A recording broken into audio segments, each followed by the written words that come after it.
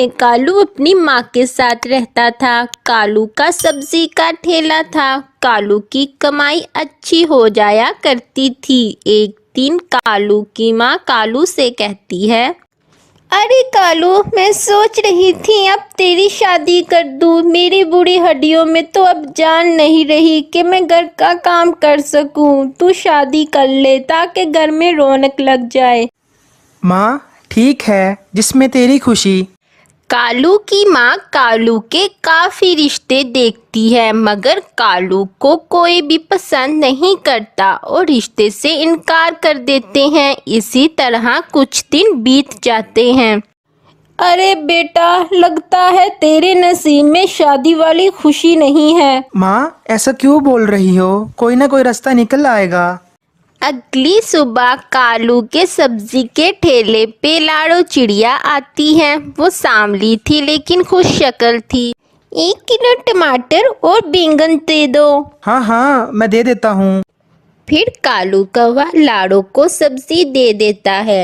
अरे ये क्या हुआ? मेरे पास तो पैसे ही नहीं हैं। लगता है मैं लाना भूल गई। कोई बात नहीं, आप ये सब्जी ले जाएं, फिर किसी दिन ये पैसे दे दीजिएगा। लाड़ू को कौवे की रहमदिली बहुत पसंद आती है और वो दिल ही दिल में उसे पसंद करने लगती है। इसी तरह कुछ दिन गुजर जाते हैं। कालू की दोस्त की बर्थडे आती है और कालू उसकी बर्थडे पे जाता है और वहाँ उसे लाड़ो मिलती है। अरे आप यहाँ, आपसे मिलकर मुझे बहुत ज़्यादा खुशी हुई। मुझे भी आपसे मिलकर बहुत खुशी हुई।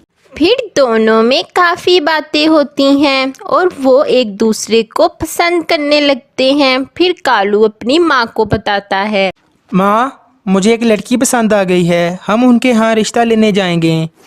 फिर कालू और उसकी माँ रिश्ता लेने जाते हैं और लाड़ो चिड़िया का बाप बहुत लालची था। हाँ बेटा, तुम क्या करते हो? जी मेरी सब्जी की दुकान है।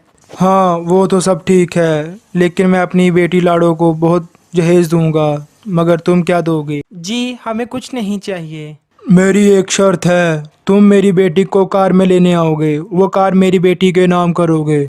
कालू और उसकी माँ सुनकर बहुत परेशान हो जाते हैं। फिर भी कालू हाँ कर कर वहाँ से आ जाता है। अरे बेटा, तुमने हाँ क्यों कर दी? हम कार कहाँ से लाएंगे? तुम्हारी तो कमाई भी इतनी नहीं। माँ लाड़ो का बाप बहुत लालची है, मगर लाड़ो बहुत अच्छी है, मुझे कुछ करना होगा।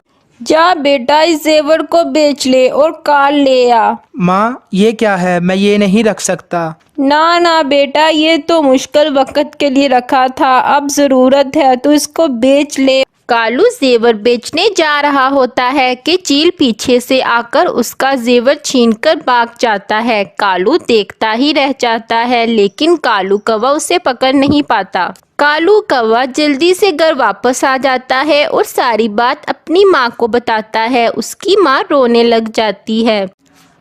कालू कौवा हार मान जाता है। इधर लाड़ो का बाप उसका रिश्ता कहीं और कर देता है। एक दिन कालू कौवे की दुकान पर ग्राहक आता है सब्जी लेने।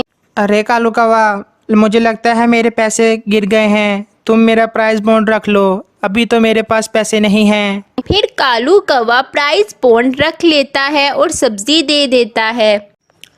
एक दिन कालू कौवा अखबार पढ़ रहा होता है। प्राइस बॉन्ड की लिस्ट वहाँ लगी होती है। कालू कौवा लिस्ट देखता है और उसका प्राइस बॉन्ड में नाम निकल आता है। कालू कौवा खुशी से झूम उठता है।